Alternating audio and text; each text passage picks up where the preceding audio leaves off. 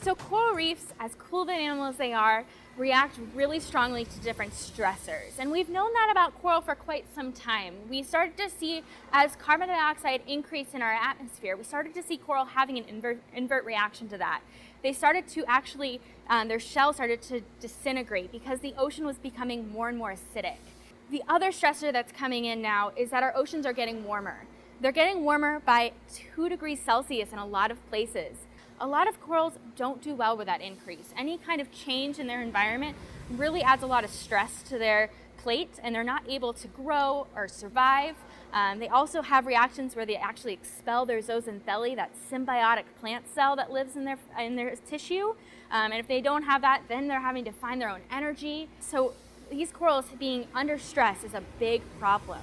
We've lost 30% of our Great Barrier Reef in 2016. So our coral health is going down, and we're losing corals at a rapid rate, to the point where we need to do something about it, and we need to do something about it quickly. So at Biosphere 2, we are working with coral researchers from around the world, from University of Hawaii, University of Miami, all different places, University of Australia, and we're looking at how we can prevent corals from leaving our oceans. So what they're doing is they're actually selectively breeding the corals that are surviving this increased temperature, the ones that are more resistant to these stressors.